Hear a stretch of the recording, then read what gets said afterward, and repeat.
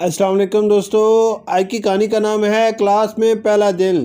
دھوپ اپنی تیزی پر تھی۔ اسکول کے دروازے پر کھڑے ہوتے ہی احمد کی آنکھوں میں ایک عجیب سی چمک ابھری، لیکن دل میں ہلکی سی گھبراہٹ بھی محسوس ہو رہی تھی۔ نیا اسکول، نئی کلاس، نئے چہرے، یہ سب کچھ اتنا نیا تھا کہ دل تیزی سے دھڑکنے لگا۔ چلو احمد، جلدی کرو، پہلا دن ہے، دیر نہیں ہونی چاہیے۔ امی کی آواز نے اس کے خیالات کی دنیا سے نکال دیا۔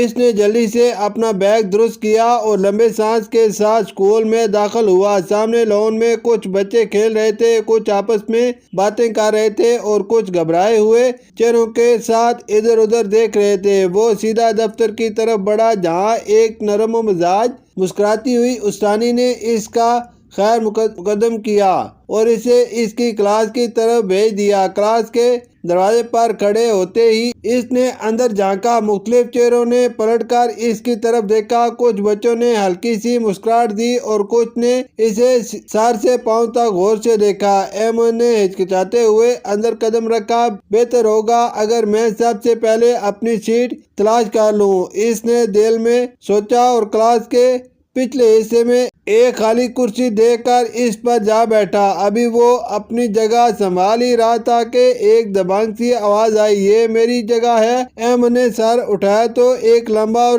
قدرے غصے میں نظر آنے والا لڑکا کھڑا تھا۔ اوہ سوری، میں نیا ہوں، مجھے پتہ نہیں تھا، احمد جلدی سے بولا اور اپنی جگہ سے اٹھنے لگا۔ لڑکے نے ایک لمحے کے لیے اسے دیکھا، پھر مسکرا کر بولا، مذاق کر رہا تھا، بیٹھ جاؤ، میں حمزہ ہوں۔ احمد کے چہرے پر بھی مسکراہٹ آ گئی اور وہ اپنی جگہ پر ہی بیٹھ گیا۔ جیسے ہی استاد صاحب کلاس میں داخل ہوئے، تمام بچے فوراً خاموش ہو گئے۔ بچوں، آج ہمارے درمیان ایک نیا ساتھی آیا ہے۔ احمد، آؤ اور اپنا تعارف کراؤ۔ احمد کی سانس رک سی گئی، وہ ہچکچاتے ہوئے کھڑا ہوا۔ اتنے سارے اجنبی چہرے اس کی طرف دیکھ رہے تھے۔ میم، میرا نام احمد ہے، میں لاہور سے آیا ہوں اور مجھے کہانیاں پڑھنا اور فٹ بال کھیلنا بہت پسند ہے۔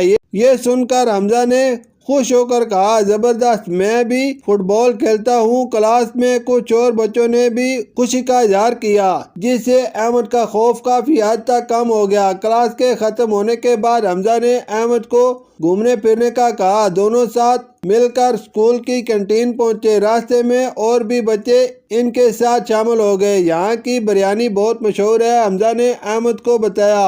احمد نے ہنستے ہوئے کہا، چلو پھر آزماتے ہیں۔ کینٹین میں کھانے کے دوران سب نے خوب باتیں کی، ہنسی مذاق ہوا اور احمد کو ایسا محسوس ہوا جیسے وہ ہمیشہ سے یہاں کا حصہ رہا ہو۔ اسکول کا پہلا دن جو خوفناک لگ رہا تھا، اب ایک بہترین یاد بنتا جا رہا تھا۔ جب چھٹی ہوئی اور احمد گھر جانے کے لیے نکلا تو اس کا دل ہلکا پھلکا محسوس ہو رہا تھا۔ نئے دوست، اچھی کلاس، زبردست استاد، یہ سب کچھ اتنا بہترین تھا کہ وہ خود حیران رہ گیا۔ کلاس میں پہلا دن تو شاندار گزرا، احمد نے مسکرا کر سوچا اور خوشی خوشی اپنے گھر کی طرف بڑھ گیا۔ شکریہ۔